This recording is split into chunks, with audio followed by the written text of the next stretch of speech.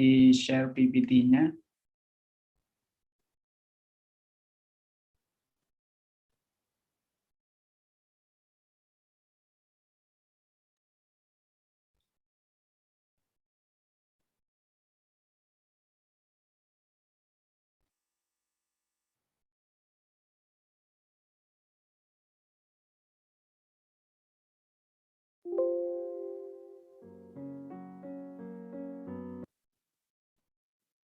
Ya, selamat malam teman-teman ya yang ada di Indonesia yang sedang online dengan kita dan juga teman-teman yang ada di Taiwan. Kami ucapkan selamat datang di acara opini seri yang ke-6.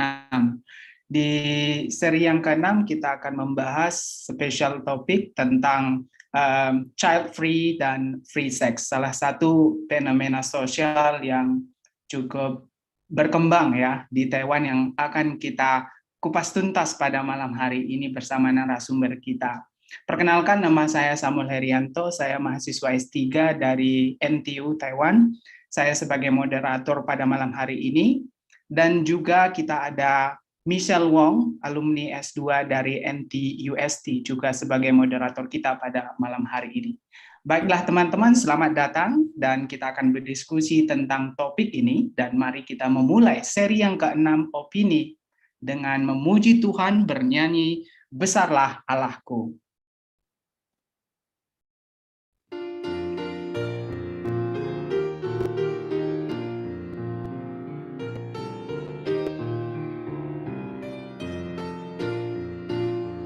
Oh Tuhanku, bila ku mengagumi semesta alam yang kau ciptakan, bintang-bintang dan guru bersahutan menyatakan kuasa-Mu Tuhan, maka jiwaku pun memuji-Mu. Sungguh besar Kau Allahku, maka jiwaku pun memuji-Mu. Sungguh besar Kau Allahku. Ya Tuhanku, apabila ku renungkan pemberian-Mu dalam penebus dan disalib bebanku ditanggungnya, darah kudus menghapus dosaku, maka jiwaku pun memuji-Mu.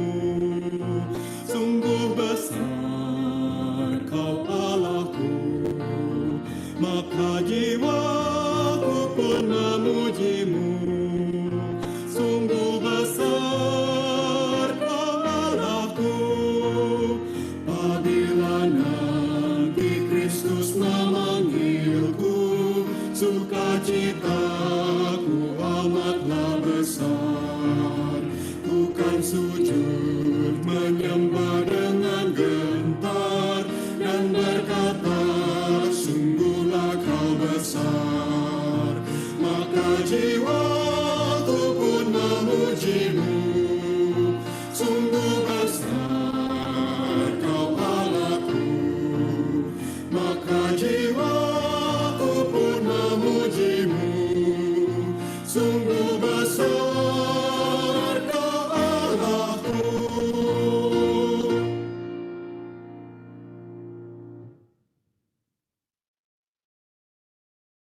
Mari kita berdoa. Tuhan, kami boleh bersyukur kepadamu untuk anugerah yang selalu dan baru setiap hari Engkau berikan di dalam kehidupan kami. Kami bersyukur Tuhan, Engkau mengizinkan kami melayani Engkau, dan mengizinkan kami juga untuk mendengarkan firman dan berdiskusi tentang firman-Mu.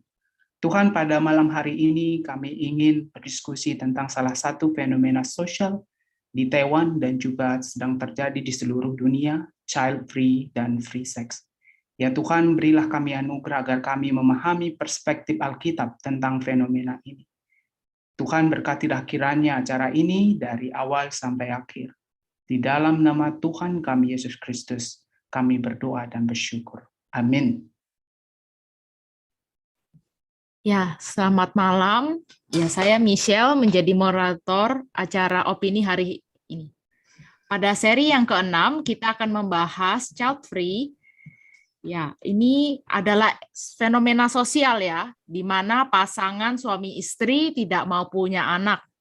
Nah, lalu nanti di penghujung acara kita akan membahas tentang topik free sex. Nah, fenomena di Taiwan, yakni di kota Taipei, anak itu jumlahnya sedikit. Nah, sedangkan misal kita jalan-jalan ke taman, kita sering lihat kucing dan anjing justru jumlahnya lebih banyak daripada anak kecil atau bayi. Nah, nanti juga pemerintah akan memberlakukan secara umum KTP chip untuk hewan. Mereka harus divaksin, harus check up, dan kemudian bisnis hewan ini jadi populer akhirnya karena pemerintah sudah memberikan suatu kebijakan seperti ini. Nah, contohnya juga ada hotel gitu, khusus hewan. Mereka ada asisten penjaganya, tempat penitipan hewan, kemudian ada salon kecantikan, dan juga ada rumah sakit klinik. Nah, bahkan diketahui juga ada namanya tempat hiburan buat anjing untuk lari-lari, untuk jogging. Nah, mereka juga diajar untuk tenang. Ada tata keramanya, kelas tata kerama. Nah, makanan anjing pun dan juga kucing bahkan lebih mahal. Kita bisa lihat mereka juga kadang didorong gitu. Naik kereta pakai popok anjing, pakai pakaian, disikatin sikat gigi, kemudian pakai sepatu, pampers, dan lainnya. Nah, banyak orang di sini juga dengan panggilan anak laki-laki panggil anjingnya John, atau panggil anak perempuannya Emma gitu buat anjingnya. Nah, budaya ini kan sudah jatuh ke dalam dosa ya. Nah, hewan itu lebih penting daripada manusia. Nah, ini kenapa ya? Orang itu minat punya anaknya rendah sekali. Nah, pasangan muda setelah menikah tidak mau punya anak, mau bebas dari anak, dan juga mau seks tapi nggak mau punya anak. Nah, kita bisa lihat ya di slide berikutnya. Mohon boleh ditampilkan ya. Ini ada survei di tahun 2021 April. Pertanyaan pertama, apakah ada keinginan melahirkan punya anak lagi? Nah, kebanyakan orang itu 66,9% bilang tidak bersedia. Nah, pertanyaan kedua di slide berikutnya, alasan orang tidak ingin punya anak.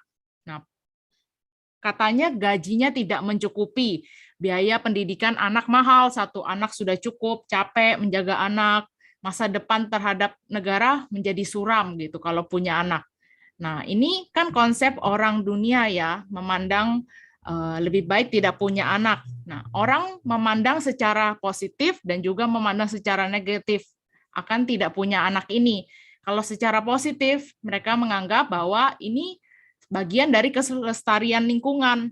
Karena penduduk kita sudah banyak, jangan berikan tekanan lagi kepada bumi atau penduduk dunia ini. Nah, ada yang kedua bilang, oh, karena mereka kaum DINK. Nah, apa itu? Nah, itu kaum double income no kids. Nah, biasanya para pejabat, presiden itu digolongkan dalam kaum ini, DINK. Nah, masyarakat juga toleran kepada kaum kelompok ini karena mereka sibuk ya, jadi nggak perlu punya anak. Nah, sedangkan di zaman modern ini, mereka lebih realistis. Nah, dan cenderung memiliki alasan yang lebih negatif. Masyarakat berkata, oh itu karena tekanan ekonomi, gaji rendah, nggak mencukupi. Nah, itu alasan mereka tidak mau punya anak. Tabungannya belum cukup gitu. Nah, yang kedua alasannya tidak mau karena akan meninggalkan pekerjaan mereka yang sibuk. Kalau tambah anak nanti jadi sibuk, kemudian bahkan bisa takut kehilangan pekerjaan. Nah, ada data di slide berikutnya, di tahun 2021 perhitungan ini banyak orang yang meninggal lebih banyak daripada orang yang lahir. Nah, angka kelahirannya itu turun 13,6%, sedangkan angka meninggal dunia itu naik 1,4% per tahunnya. Nah, dari data-data di atas, kita bisa lihat bahwa ini kan pergumulan orang Asia. Nah, pergumulan ini memang realistis, real, lebih kepada ekonomi. Pergumulan tekanan sehari-hari seperti itu. Nah, beberapa alasan yang kuat, kata mereka, mengapa orang tidak mau punya anak. Katanya khawatir masa depan tidak menentu. Nah, gajinya terlalu kecil. Yang kedua, karena ingin kenyamanan. Kalau punya anak nanti kenyamanannya bisa berkurang. Nah, yang ketiga, karena mereka sudah tidak punya anak lagi. Karena mereka nikahnya sudah di usia tua, jadi memang susah untuk punya anak. Nah, banyak ya, kita melihat kalau orang memilih child free itu, mereka akan dituduh gitu oleh masyarakat, oh kamu nih egois. Nah, tapi saya lebih tertarik untuk daripada menjudge kalau memilih child free itu egois atau self-center atau kejar kesenangan sendiri, saya melihat bahwa mungkin mereka punya pergumulan yang lain, pergumulan orang-orang yang tinggal di kota besar, pergumulan tekanan hidupnya tinggi, apapun mahal, kalau disuruh pilih mau punya anak atau punya rumah dulu, mereka pasti akan memilih punya rumah dulu. Nah, ini kan banyak anak memiliki tekanan hidup gitu, semakin tinggi kalau punya anak. Nah, ada survei yang membuktikan banyak anak itu justru lebih berbahagia pasangannya, terutama pasangan laki-laki, karena orang di sini masih memiliki pandangan yang konservatif. Selagi masih ada kesempatan punya anak, ya baik. Nah, ini kan sama seperti orang Kristen ya, juga harus terima berkat Tuhan. Pasangan Kristen di sini pun kita bisa lihat mereka hidupnya sederhana, menunda nggak punya rumah dulu, atau memilih untuk sewa rumah, atau tinggal di pinggiran aja. Nah, orang Kristen akhirnya jadi bisa punya anak 2 atau 3 atau 4. Dan para ibu Kristen juga di sini berhemat dan jarang beli baju bagus. Karena kalau mereka spend terlalu banyak uang untuk ke sana, mereka nggak bisa punya anak banyak. Nah, ini kan bagian dari penyangkalan diri ya, memikul salib, harus ambil kerja, kemudian harus mengambil tugas panggilan sebagai orang tua gitu. Nah, mungkin kita bertanya-tanya, kenapa ya sebenarnya kita tuh harus punya anak? Nah, apa sih dasar Alkitabnya? Alkitab berkata tentang anak. Mungkin Bu Mimi boleh bantu jelaskan? Ya, saya akan masuk, ya boleh ditampilkan slide. Tadi saya mau koreksi ya, orang Taiwan itu masih konservatif karena orang Chinese itu rata-rata masih ingin punya anak ya, karena di dalam kebudayaan orang Chinese itu punya anak itu bagian daripada achievement. Nah, sekarang orang Kristennya kenapa harus memiliki anak? Daripada saya judge kamu ya child free itu dosa atau dan sebagainya. Nah, memang realita pergumulan orang-orang itu real ya. Misalnya kalau kita tinggal di Taiwan, biaya hidup itu mahal sekali. Nah, kemudian kalau orang-orang itu pasangan muda itu akan diperhadapkan, kamu mau pilih anak atau pilih rumah. Kalau kamu sudah pilih anak, kamu nggak bisa beli rumah. Kalau kamu beli rumah, budget kamu itu nggak cukup buat biayain anak. Nah, saudara, mari kita akan melihat ya, kenapa orang Kristen itu dipanggil harus memiliki keturunan ya. Nah, walaupun kita di sini semua single, tapi tidak ada salahnya ya kita belajar firman Tuhan, bagaimana Tuhan mempersiapkan kita itu menjadi orang tua, ayah dan ibu. Nah, yang pertama itu memiliki anak itu karena kehendak Tuhan, perintah beranak cucu, panggilan beranak cucu penuhi bumi. Nah, sering anak muda itu bertanya, apa panggilan hidup saya? Panggilan hidup itu kan macam-macam. Nah, salah satu panggilan yang paling penting sebelum Tuhan memberikan pekerjaan mengelola bumi itu adalah panggilan beranak cucu. Dan kemudian anak itu adalah pusaka atau warisan kepunyaan Tuhan. Yang ketiga itu panggilan menjadi orang tua. Yang keempat, anak itu adalah upah dari Tuhan. Ya, yang pertama saya mau menjelaskan ya di Kejadian 1:26 sampai 28 yang mungkin boleh dibacakan ayat yang ke-28 saja. Saya bantu bacakan.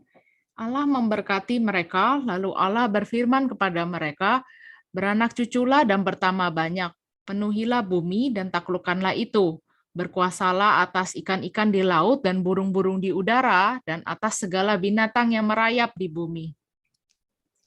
Ya, beranak cucu itu secara tidak langsung kita sedang melakukan perintah Tuhan, kehendak Tuhan, mereplika gambar dan rupa Allah ya lewat pernikahan. Ketika laki-laki itu ada seorang penolong perempuan, mereka menikah. Jadi buah dari pernikahan itu adalah beranak cucu ya, melahirkan atau kalau orang Kristen itu dikatakan mereka punya keturunan yang saleh. Nah, bagian ini adalah bagian pelayanan yang berhubungan dengan kerajaan Allah, memperluas kerajaan Allah di muka bumi ini. Nah, saudara, Tuhan itu memperluas kerajaan Allah itu misalnya dengan salah satu cara yang dipakai itu adalah memerintah orang itu untuk melanjutkan keturunan atau dari satu generasi ke generasi yang lain. Nah, ini adalah panggilan yang sangat penting ya.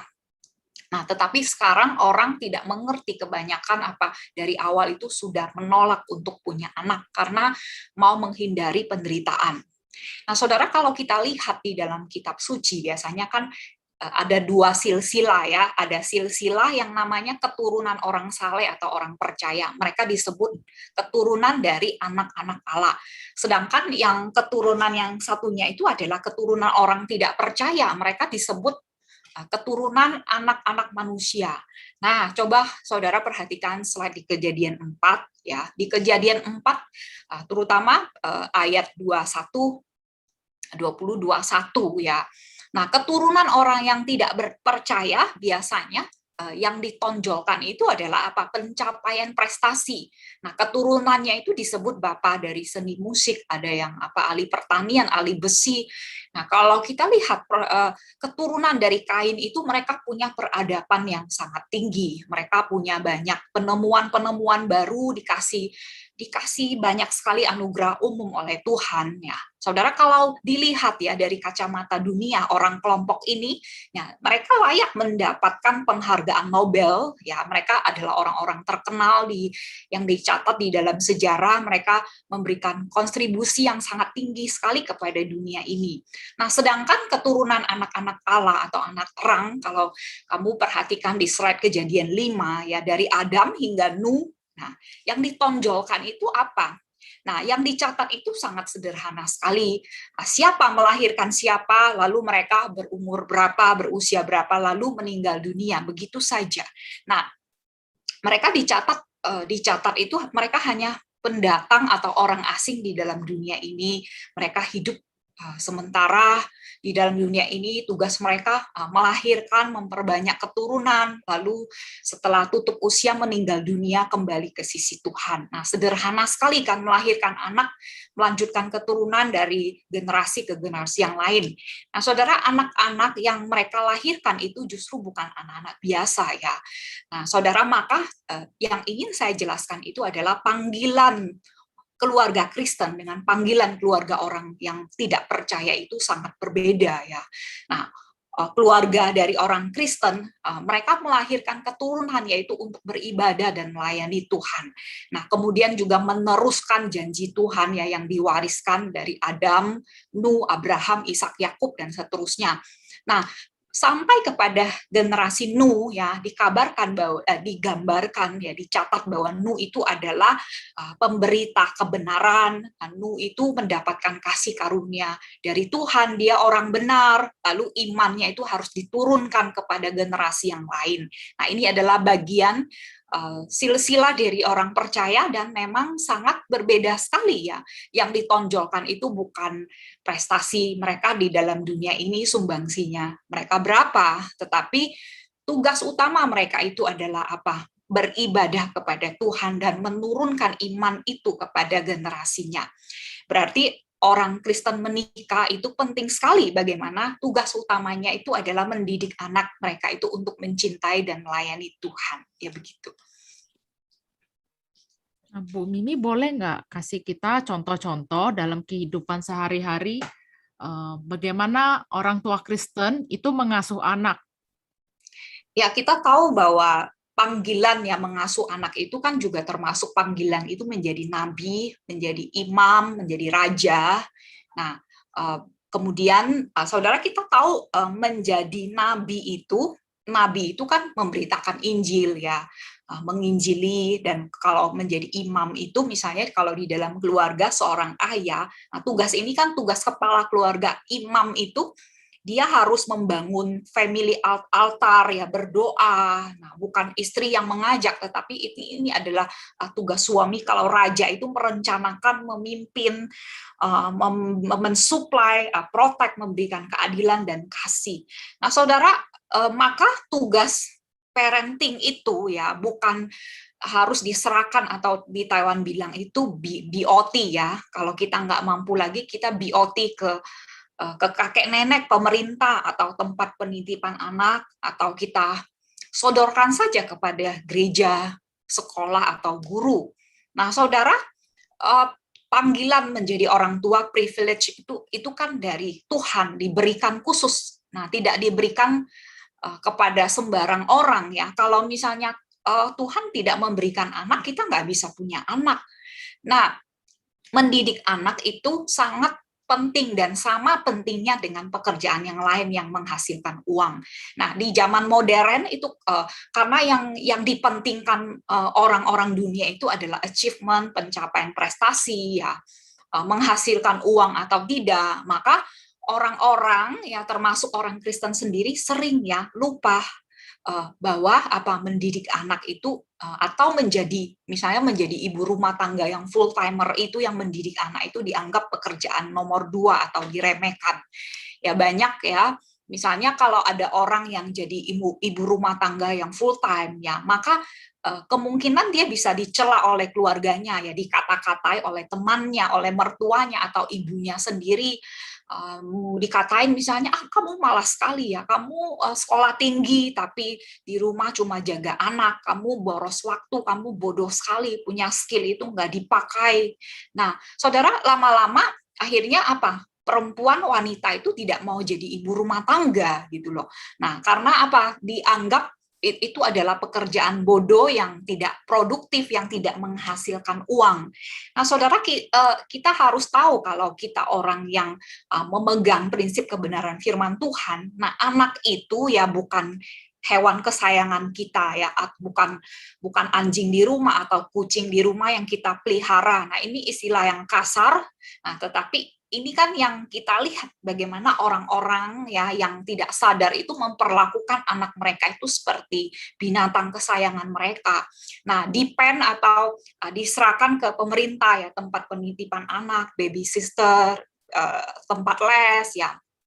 Mereka merasa kalau saya sudah keluar uang, saya mau ya tempat yang saya titipkan itu bisa mencetak anak yang sesuai dengan yang saya mau. Nah, saudara, bahkan misalnya Sabtu Minggu ya tempat penitipan anak itu masih penuh.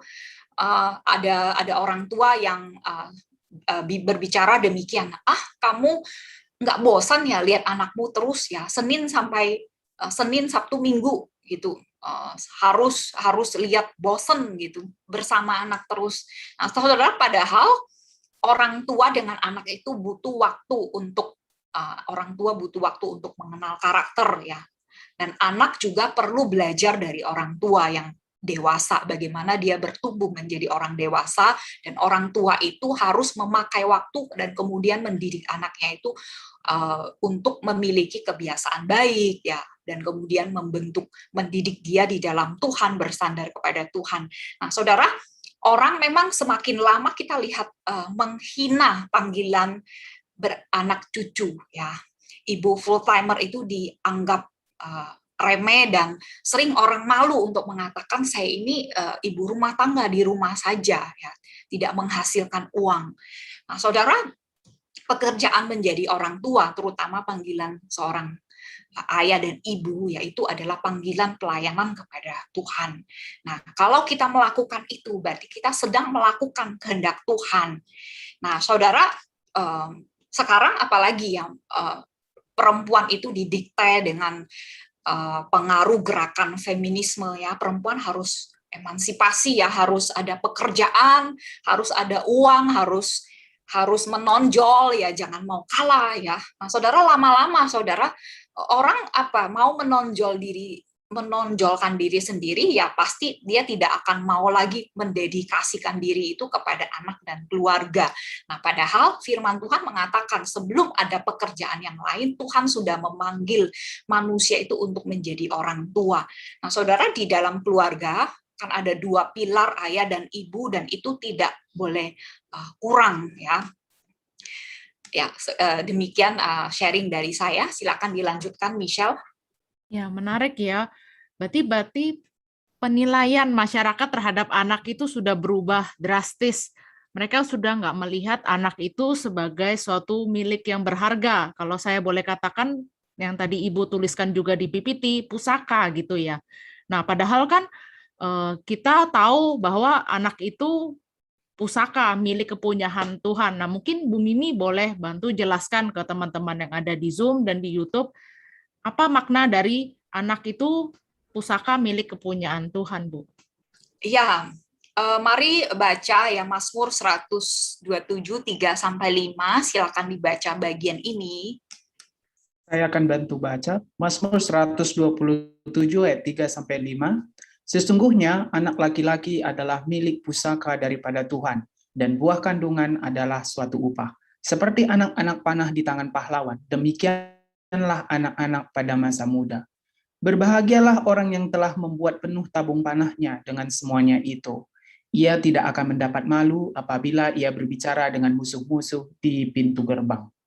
Ya, saudara, kalau di dalam bahasa Ibrani kata pusaka itu nakala, itu kata yang unik sekali. Biasa kalau di dalam bahasa Inggris itu diterjemahkan itu heritage, ya, atau legacy, possession, property. Nah, semua kalau diterjemahkan ke dalam bahasa Indonesia itu adalah kepemilikan atau warisan berharga yang diteruskan turun-temurun. Nah, kalau di dalam bahasa Mandarin, dia memakai terjemahan yang unik, ya. Pusaka itu diterjemahkan kata industri. Nah, saudara, pusaka, warisan, kalau di dalam Perjanjian Lama, kata ini sering dipakai misalnya untuk tanah Kanaan, ya. Tanah Kanaan itu diwariskan kepada Abraham dan kemudian diturunkan kepada keturunannya yang lain. Atau Tuhan mengatakan bahwa Israel itu adalah milik kepunyaan atau pusaka Tuhan. Atau sekarang kita bisa mengatakan bahwa sebenarnya pusaka kita itu adalah Tuhan sendiri. Nah, saudara, berarti kalau kita bilang warisan itu adalah sesuatu yang berharga yang bisa diteruskan. Nah, Tuhan mengatakan bahwa anak itu adalah kepunyaan Dia, sangat berharga. Nah, kalau di dalam Injil, kitab Injil Markus, Matius, Tuhan itu atau di Injil Lukas, Tuhan Yesus mengatakan apa? Dia mencintai anak-anak karena mereka itu yang empunya kerajaan surga. Nah, di Matius 10:18 itu Dia mengingatkan agar orang itu jangan memandang. Itu suara apa itu? Suara Sunjaya, jangan ribut ya, tolong di mute ya. Nah, Matius itu mengatakan apa? Jangan memandang rendah anak atau jangan menyesatkan mereka karena mereka itu milik kepunyaan Tuhan yang diserahkan kepada orang tua. Nah, saudara, kalau kita mengatakan kita punya anak, berarti kita ini adalah orang yang diberkati oleh Tuhan. Bukan berarti orang yang belum dikarunia anak itu adalah orang yang Tuhan itu mengutuki dia. Tidak, ya. Tentu saja kalau misalnya ada orang yang masih bergumul ingin punya anak, dia harus berdoa, meminta kepada Tuhan. Nah, bukan berarti Tuhan kalau tidak mengabulkan doa kita itu artinya kita dibuang. Tidak seperti itu, karena banyak, ya, di dalam Alkitab dicatat orang-orang yang susah punya anak itu adalah orang-orang yang saleh juga. Nah, Tuhan juga bisa memberikan anugerah atau rencana yang berbeda kepada kita kalau kita belum memiliki kesempatan untuk menjadi orang tua. Nah, atau ada orang yang belum memiliki kesempatan untuk punya anak karena alasan sakit dan sebagainya. Nah, Tuhan juga bisa mempunyai rencana yang lain, memberikan kita pelayanan yang lain. Nah, saudara, bila kita mengatakan anak itu adalah pusaka milik Tuhan. Nah, saudara, apa yang kita wariskan kepada anak-anak kita? Apa yang kita turunkan ya kepada anak-anak kita? Nah, anak itu kalau punya Tuhan, dia harus mendengarkan siapa? Dia harus mendengarkan kita. Apa yang harus kita bicarakan kepada anak-anak kita? Apa yang kita ajarkan kepada anak-anak kita? Tentu saja adalah firman Tuhan. Karena Tuhan dengan tegas mengatakan anak itu adalah industri, adalah pusaka milik Dia. Nah, saudara, saya akan memberikan contoh ya bagaimana Abraham, keturunan dari Abraham, Ishak, Yakub itu meneruskan sesuatu yang baik kepada keturunannya. Nah, kalau kita memperhatikan ya di Perjanjian Lama kita melihat, nah Kejadian 26, nah ketika Ishak itu menggantikan Abraham menjadi kepala keluarga, maka timbul kelaparan ya di tempat di mana Ishak dan keluarganya tinggal. Nah, kemudian Ishak itu berencana untuk planning ya ke Mesir untuk pindah. Nah, dan dia tahu bahwa dia nggak boleh pindah karena Tuhan sudah berjanji bahwa tanah Kanaan itu akan diwariskan kepada dia dan keturunannya. Nah, ketika Ishak sampai di Gerar ya, nah di tempat itu juga ada kelaparan, maka Tuhan berfirman kepada Ishak, jangan tinggalkan Gerar, dia harus tinggal di sana. Tuhan itu berjanji memberkati dia di sana. Nah, ketika itu Ishak itu begitu takut ya, dan kemudian dia takut dengan orang-orang di sana ya, karena bangsa penggembala itu kan kita tahu terkenal kuat ya, terkenal kejam ya. Nah, Ishak juga nanti takut dibunuh karena Ribka itu terlalu cantik nanti direbut. Maka ketika Ishak takut ya, Tuhan meneguhkan dia dan kemudian Tuhan memberkati pekerjaannya, yaitu Ishak itu waktu itu kan berladang dan Tuhan membiarkan hasil yang dia hasil dia berlipat ganda, ratusan lipat ganda. Nah, kemudian orang-orang di sekitar sana itu begitu cemburu kepada Ishak karena Ishak itu diberkati oleh Tuhan. Lalu kemudian Ishak itu menggali sumur pertama itu direbut orang dan dia sempat bertengkar ya dengan orang, ada hamba-hamba Ishak itu bertengkar dengan orang-orang di sana, hamba-hamba orang-orang di sana, dan kemudian buka lagi sumur yang kedua, sumur itu direbut lagi. Nah, dari bertengkar menjadi musuh sampai Ishak itu mengalah dan kemudian menggali sumur ketiga. Nah, sumur ketiga itu diberi nama Rehobot. Nah, Rehobot itu artinya tidak bertengkar lagi. Nah, Ishak lalu merasa bahwa Tuhan itu memberikan kelonggaran, memberikan kecukupan. Nah, sehingga dia merasa memang dia disertai oleh Tuhan. Nah, kenapa ya sumur ketiga itu diberi nama Rehobot? Mungkin boleh dibacakan ya, Kejadian 26-22. Ya, saya bacakan. Ia pindah dari situ dan menggali sumur yang lain lagi. Tetapi tentang sumur ini mereka tidak bertengkar. Sumur ini dinamainya Rehobot. Dan ia berkata, sekarang Tuhan telah memberikan kelonggaran kepada kita, sehingga kita dapat beranak cucu di negeri ini. Ya, Rehobot itu artinya kelonggaran, ruang tanpa batas. Ya, Tuhan itu memberkati ya tanpa batas. Nah, sering manusia yang membatasi diri sendiri, menghadang-halangi berkat dari Tuhan. Nah, jangan tutup diri dengan boundary ya. Nah, kita bisa melihat bahwa hati manusia itu sempit. Nah, hati Tuhan tidak sempit. Nah, Tuhan memberkati yang memberikan sumur pertama, kedua, nah, dan yang ketiga. Nah, orang-orang di sana juga karena Ishak menggali sumur juga menikmati sumur itu. Nah, kita bisa melihat bahwa setelah Ishak itu diberkati oleh Tuhan yang menggali sumur ketiga, maka Ishak itu pergi ke satu tempat namanya Beersheba. Ini dicatat di dalam Kejadian 26-23. Nah, kenapa Ishak itu harus pergi ke sana? Karena di sana dikatakan bahwa Ishak itu pergi untuk mendirikan mezbah, memanggil nama Tuhan, mengucap syukur, berdoa kepada Tuhan. Nah, kenapa Ishak itu harus melakukan hal itu? Karena sebelumnya Abraham juga melakukan hal yang sama, yaitu di tempat yang bernama Beersheba. Ya, Abraham juga kan sesuai dengan Tuhan memimpin ya. Abraham berjanji akan memberkati dia ya. Nah, Abraham juga mendirikan mezbah yang memanggil nama Tuhan di sana sampai kepada keturunan Yakub. Nah, Yakub pada saat negeri Kanaan itu sedang kelaparan. Nah, Yakub juga mau pindah ke Mesir karena di Mesir itu anak kesayangannya itu Yusuf menjadi perdana menteri. Nah, Yakub pun melakukan hal yang sama. Dia ke tempat yang bernama Bersheba, kemudian mendirikan mezbah juga, berdoa dan kemudian berseru memanggil nama Tuhan.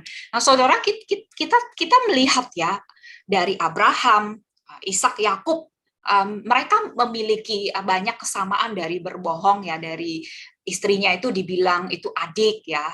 Kemudian mereka juga memiliki kesamaan, yaitu pergi ke tempat yang sama itu mendirikan mezbah, berseru kepada nama Tuhan. Nah, saudara, ini kita di sini kita bisa mengatakan bahwa itu adalah legasi atau warisan ya yang diturunkan dari Abraham, Ishak, Yakub dari satu generasi ke generasi yang lain. Nah, maka kita bisa melihat baik kebiasaan baik ya. Nah, kadang-kadang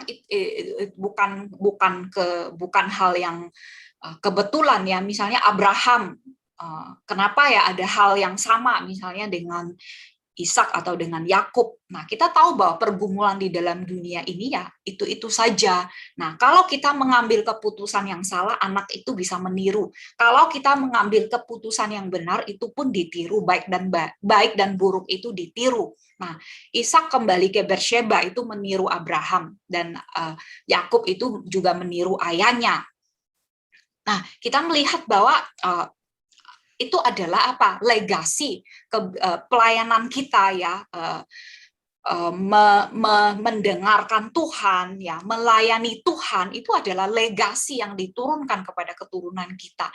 Nah, saudara, ketika penderitaan datang ya, anak-anak itu akan melihat bagaimana orang tua saya itu mengambil keputusan, bagaimana orang tua saya itu bersandar kepada Tuhan. Jangan kira anak itu tidak mengerti dan tidak melihat apapun ya, baik itu kesalahan kamu, baik itu kebenaran ya, yang satu kebenaran yang kita pertahankan, anak itu akan melihat bahwa maka saudara, harta atau peninggalan ya yang kita harus turunkan kepada anak-anak kita, yang paling penting itu adalah Tuhan itu sendiri pusaka kita.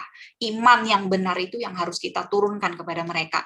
Nah, kalau kita melihat satu contoh lagi di Perjanjian Baru, nah tentu saja misalnya Rasul Paulus ya sangat terhibur sekali ketika melihat Timotius itu punya iman yang murni. Nah, ini boleh dibaca ya di 2 Timotius 1:5, 2 Timotius 3 dan 15.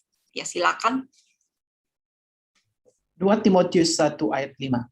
Sebab aku teringat akan imanmu yang tulus ikhlas, yaitu iman yang pertama-tama hidup di dalam nenekmu Lois dan di dalam ibumu Eunike, dan yang aku yakin hidup juga di dalam dirimu. Ya, iman Timotius yang murni, yang benar, nah itu karena diturunkan oleh neneknya, lalu dari neneknya diturunkan ke ibunya, dari nenek Louis ke Eunike, nah lalu diturunkan ke Timotius. Nah, tentu saja iman itu dihasilkan atau iman itu timbul dari pendengaran firman Tuhan. Jadi orang tua tidak boleh malas ya mengajar anak firman Tuhan, dan karena ini penting sekali. Nah, maka ketika dewasa, Timotius itu dia hidupnya menjadi berkat sekali bagi gereja ya, bagi orang lain. Nah, kemudian dia juga menjadi rekan kerja Paulus yang setia ya. Nah, bila kita tidak mendidik anak kita dengan baiknya, apa yang akan terjadi? Celaka ya, bisa dibuang oleh Tuhan, dalam arti kata itu binasa. Nah, anak kalau dididik baik itu akan membawa sukacita, membawa berkat bagi orang lain, ya, membawa berkat bagi gereja. Nah, saudara, maka duty atau kewajiban dari orang tua itu adalah mendidik anak di dalam Tuhan. Nah, ini adalah perintah yang sangat awal sekali sudah diberikan, beranak cucu bertambah banyak. Nah, itu adalah bagian daripada melakukan kehendak Tuhan. Nah, jangan sampai kita mensuplai terus ya kebutuhan kebutuhan rohani dia. Kebutuhan rohani itu kan memang penting, tetapi itu kan sesuatu yang sementara, pergumulan sementara di dalam dunia ini. Lalu kita mengabaikan yang rohani sampai nanti anak kita itu binasa. Nah, itu sesuatu yang sangat tidak baik, ya, begitu. Ya, menarik ya. Tadi Bu Mimi jelaskan bahwa Lois itu menurunkan imannya kepada Eunike. Eunike menurunkan imannya kepada Timotius. Nah, bila anak itu warisan yang diturunkan, nah mungkin Bu Mimi boleh berikan pendengar wejangan ya, Bu. Apa yang perlu disadari, baik bagi kita calon orang tua atau yang sudah jadi orang tua, ketika menerima panggilan dari Tuhan sebagai orang tua Kristen, nah apa yang perlu kita sadari akan panggilan ini, Bu? Ya, panggilan menjadi orang tua, nah tentu saja dalam arti kata anak itu kan kepunyaan Tuhan. Kalau sudah punya anak, artinya kita harus membesarkan, mendidik, ya. Artinya itu parenting, mengasuh. Nah, itu tugas mulia, panggilan yang penting, ya. Nah, sangat butuh sekali kasih karunia dari Tuhan. Nah, saudara, anak itu kan dari sejak lahir itu orang berdosa. Orang berdosa dalam orang berdosa yang usianya itu lebih kecil. Nah, kalau orang tua, orang berdosa yang usianya udah dewasa, udah tua. Nah, yang paling dibutuhkan anak itu sebenarnya itu adalah Injil. Kemudian dia butuh waktu, dia perlu juru selamat. Nah, saudara, tidak ada cara ya untuk merubah orang berdosa kecuali kita mengandalkan kasih karunia dari Tuhan. Nah, mendidik lalu memohon, berdoa yang memohon pertolongan Tuhan dengan pekerjaan Roh Kudus untuk ubah hati anak. Nah, saudara, mungkin kita bertanya, kalau kita ngomong terus ya Roh Kudus ya, nah untuk apa kita didik? Saudara, saya katakan kalau salah didik, anak itu bisa binasa, bisa keraskan hati, memberontak, karena dari kecil nggak perlu diajar pun sudah memberontak melawan Tuhan karena orang berdosa. Nah, kalau salah didik, Tuhan itu akan meminta pertanggungjawaban dari orang tua. Nah, peran orang tua yaitu apa? Tugas yang paling penting itu adalah sebagai penabur benih firman, mengajarkan firman Tuhan kepada anak itu dari kecil. Nah, karena di dalam keluarga itu tempat dia pertama kali mendengarkan berita Injil, yaitu dari orang tuanya. Nah, saudara, hati anak ya, hatinya itu seperti ladang, seperti tanah yang harus digemburkan. Digemburkan itu adalah tugas orang tua ya, digemburkan lalu ditabur benih firman. Nah, mempersiapkan hati supaya anaknya itu memiliki hati yang lemah lembut, seperti tanah yang sudah digemburkan ya, kalau lalu disirami menunggu waktu Tuhan bekerja ya, tentu saja kita harus banyak berdoa untuk anak ya. Nah, berdoa supaya benih firman yang ditaburkan itu suatu hari akan bertunas. Nah, semakin lama akan semakin besar, bertumbuh, dan dia memiliki iman yang benar. Nah, dan kemudian maka yang saya katakan yang anak yang paling perlu itu adalah waktu ditemani. Nah, karena apa, orang tua perlu mengenal karakter dan juga keunikan anak ya. Semua anak itu tidak bisa dipukul rata.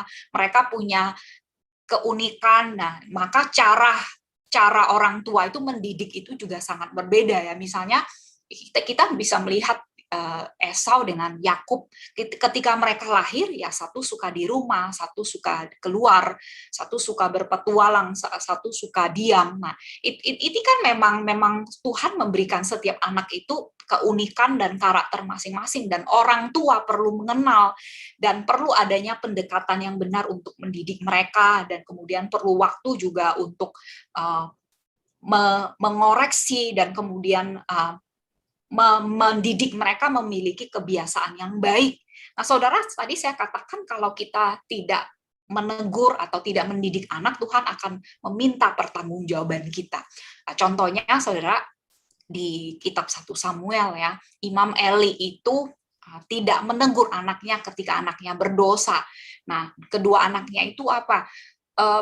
melakukan apa yang jahat di mata Tuhan, mengambil persembahan yang harus dipersembahkan kepada Tuhan.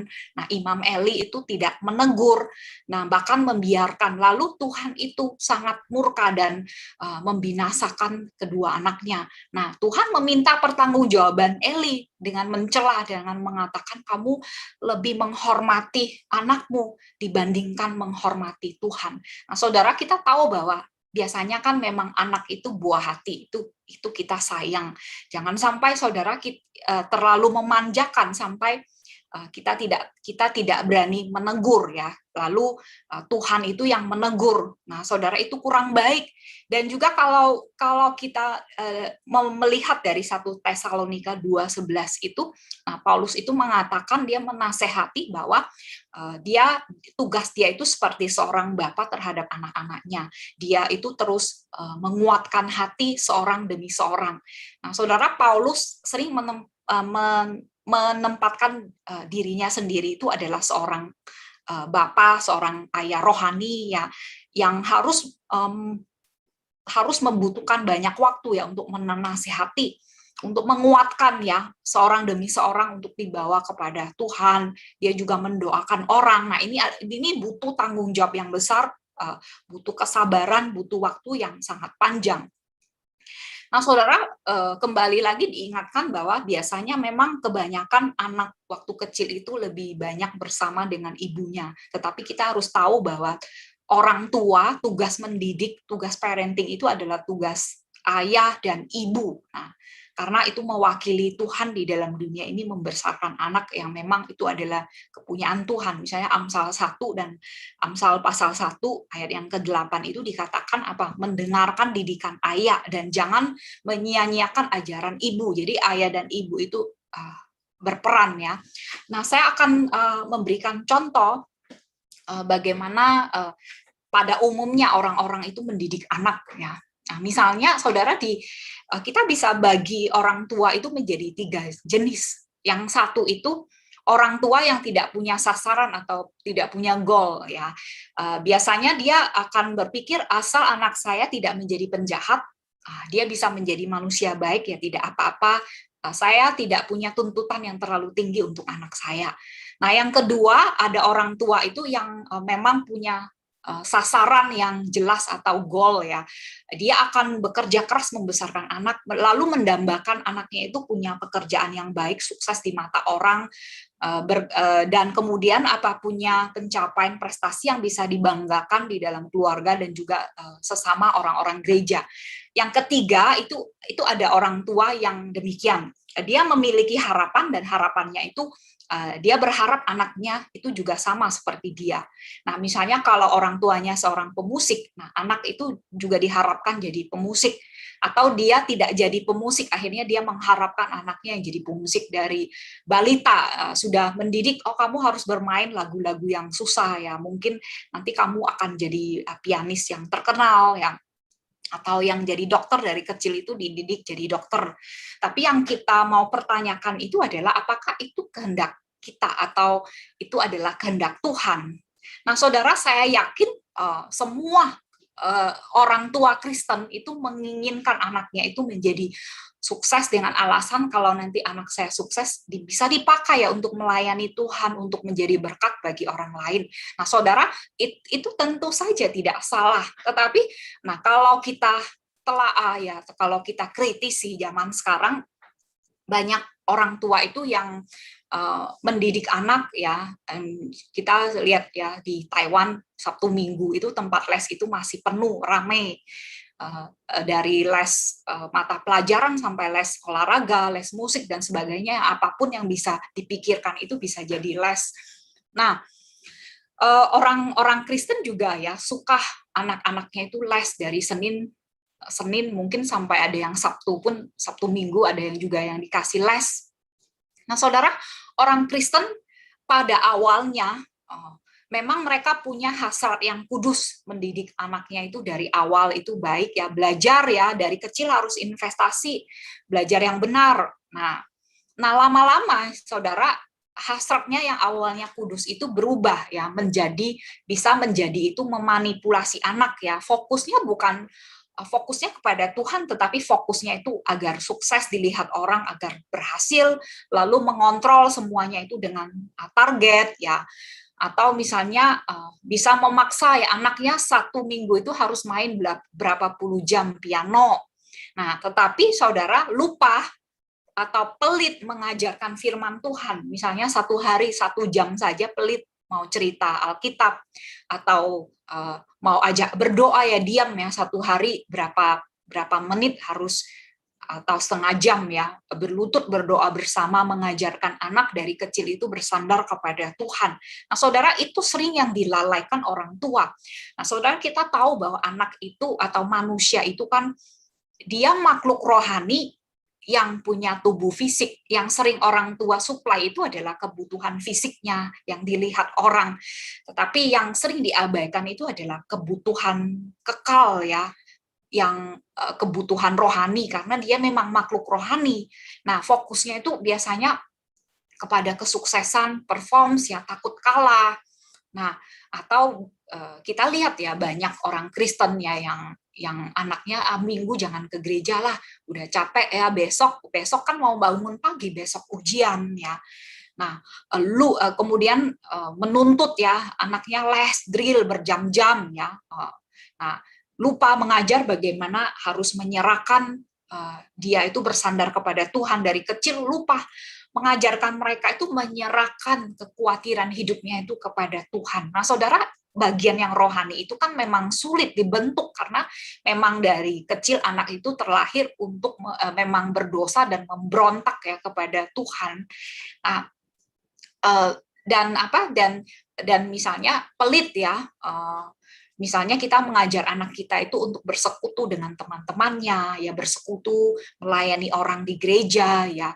Nah, saudara, memang dari awal banyak orang Kristen itu merasa, oh saya mendidik anak itu untuk target melayani, tetapi lama-lama targetnya itu berbelok, akhirnya itu mengutamakan memang murni ya, tidak tepat sasaran lagi. Nah, mengharapkan anak-anak itu dipandang ya. Nah, akhirnya dari pergumulan melakukan kehendak Tuhan akhirnya berubah menjadi ambisi pribadi ya.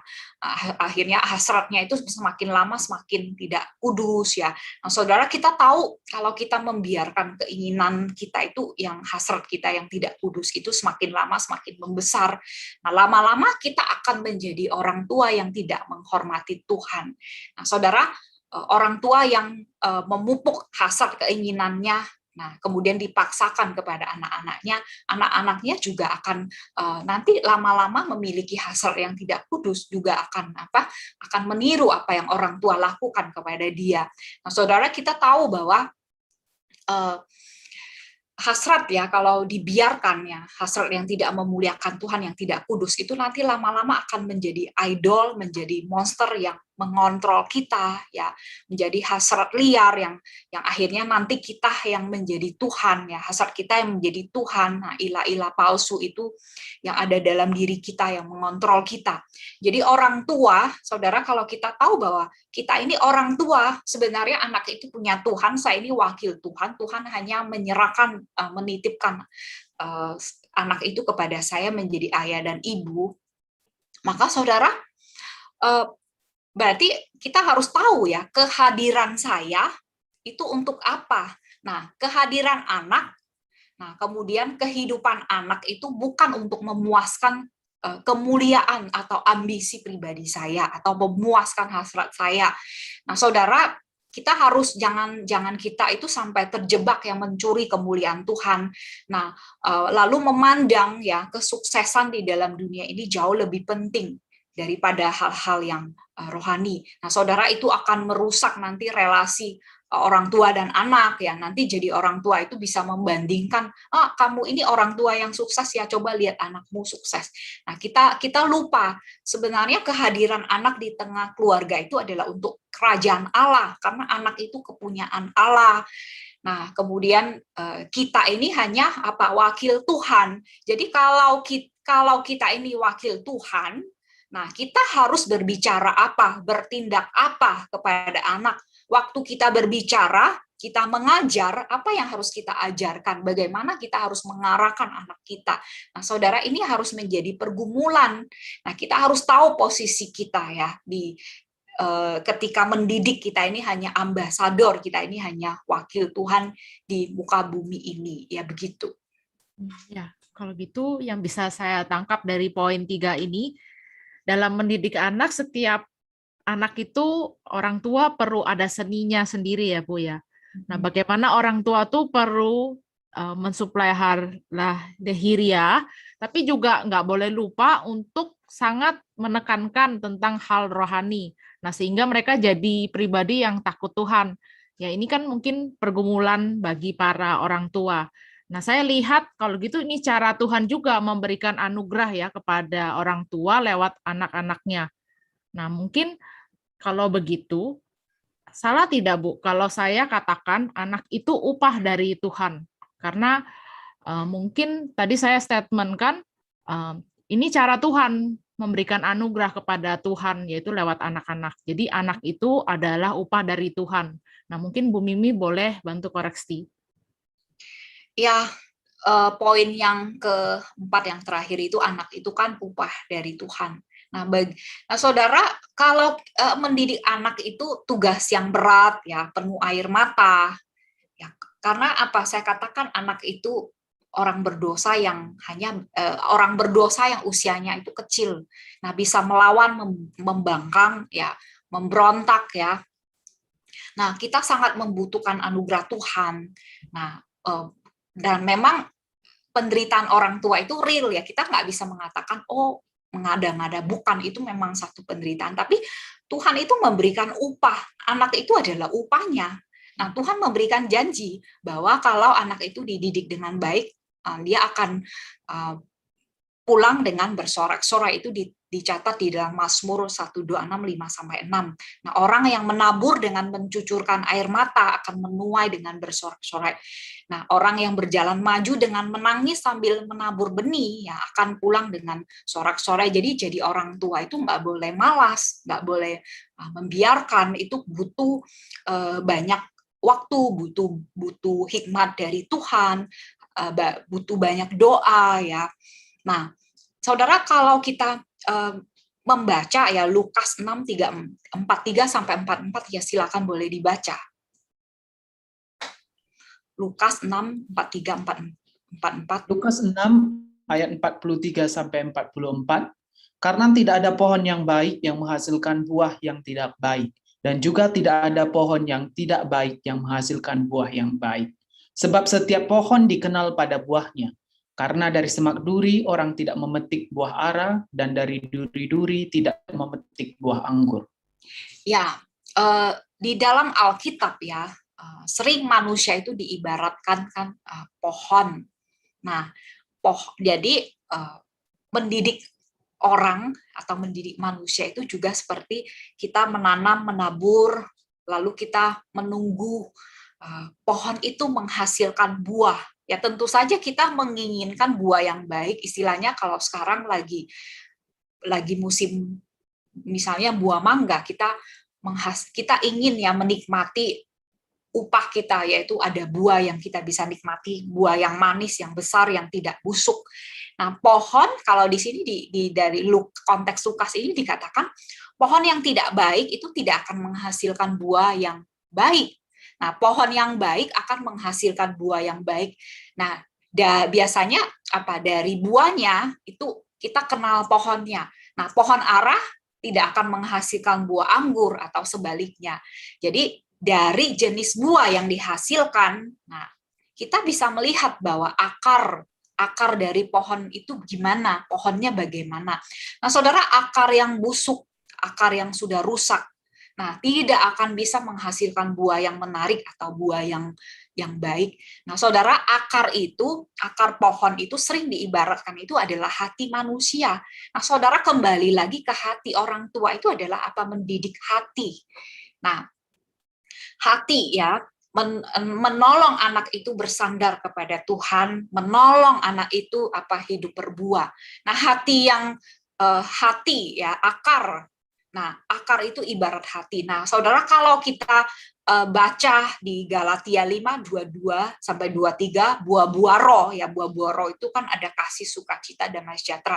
Jadi orang yang ditebus oleh Tuhan, orang yang lahir baru, orang yang di dalam Tuhan itu artinya itu yang hatinya itu God center, yang sudah berpusat kepada Tuhan, maka apa? Dari dia punya buah-buah roh ya, ada kasih, sukacita. Jadi praktek dari orang-orang yang misalnya kasih, sukacita, damai sejahtera, lemah lembut, berarti nanti apa yang kita praktekkan atau buah yang kita hasilkan di dalam yang dilihat orang atau dari kelakuan kita itu adalah misalnya kita bisa menjadi anak yang taat ya, kita suka share, kita menjadi orang yang dewasa, yang matang ya, yang tidak menyakiti orang tua kita, anak yang mencintai orang tua kita, mencintai Tuhan, mencintai sesama kita.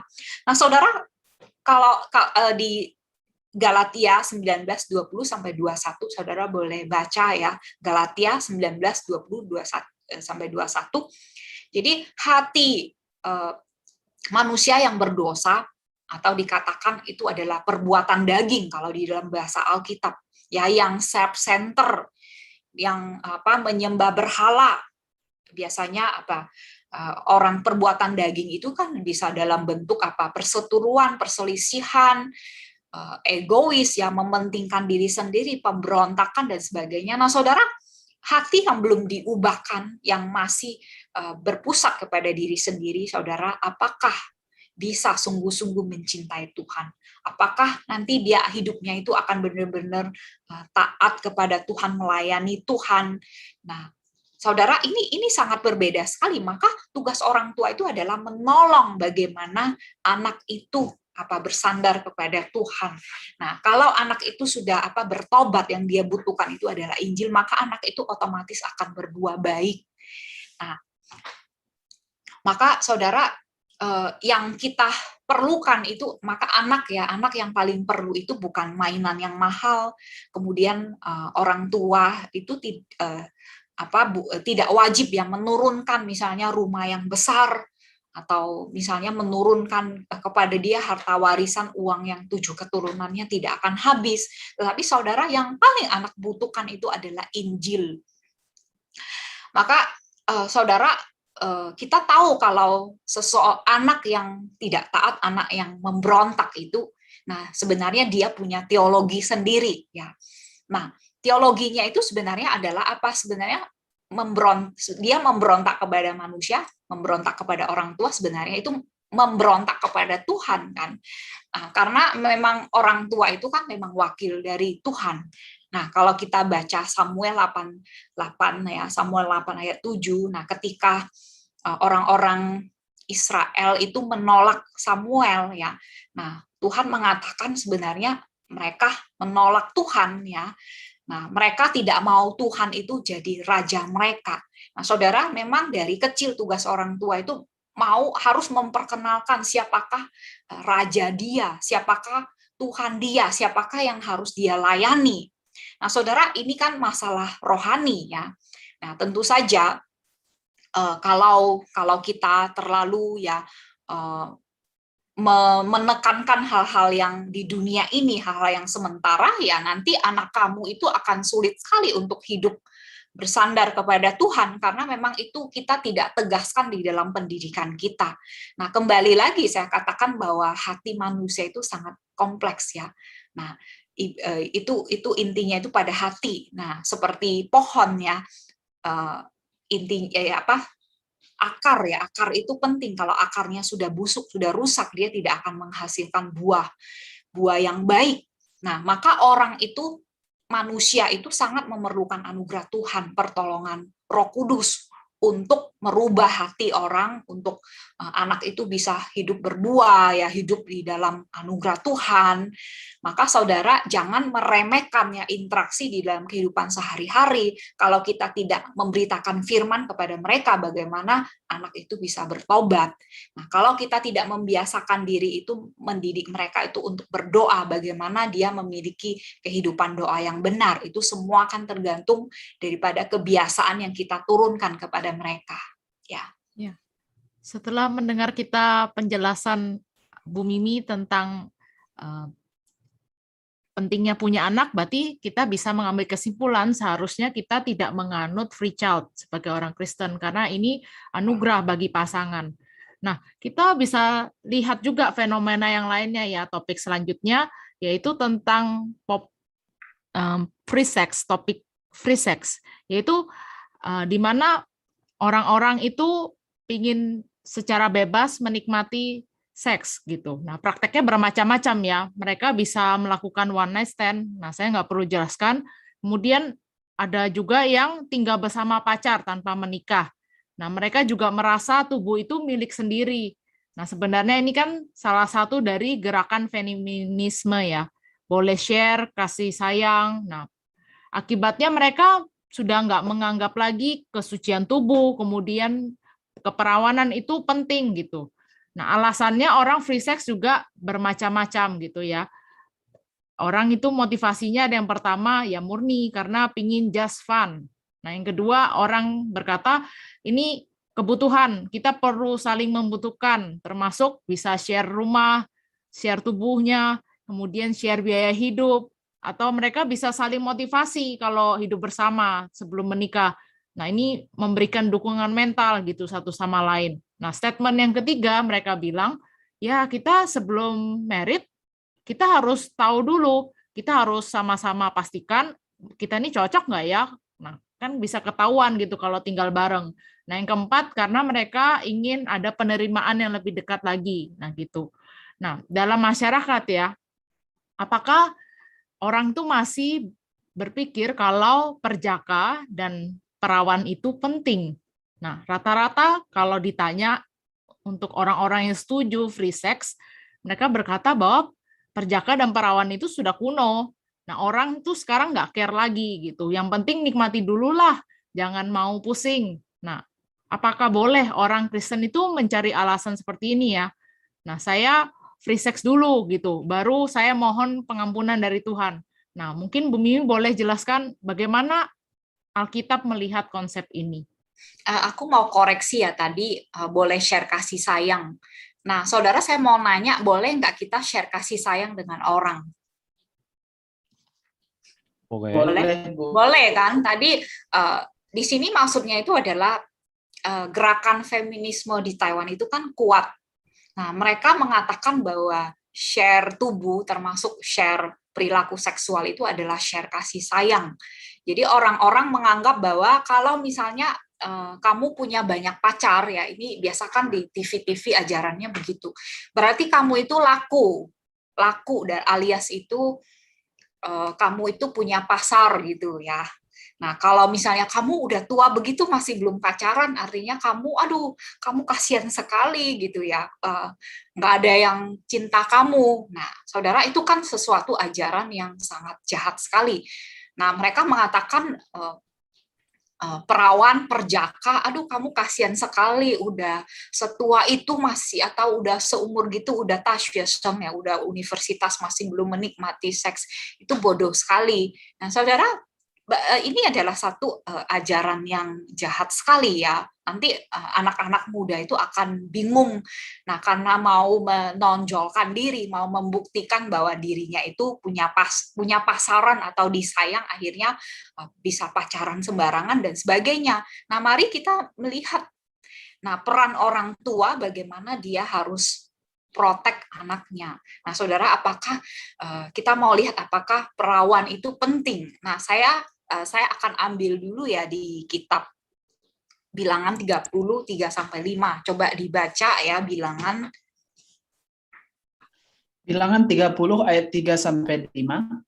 Tetapi apabila seorang perempuan bernazar kepada Tuhan dan mengikat dirinya kepada suatu janji di rumah ayahnya, yakni pada waktu ia masih gadis dan ayahnya mendengar nazar dan janji yang mengikat diri anaknya itu, tetapi ayahnya tidak berkata apa-apa kepadanya, maka segala nazarnya itu akan tetap berlaku dan setiap janji mengikat dirinya akan tetap berlaku juga.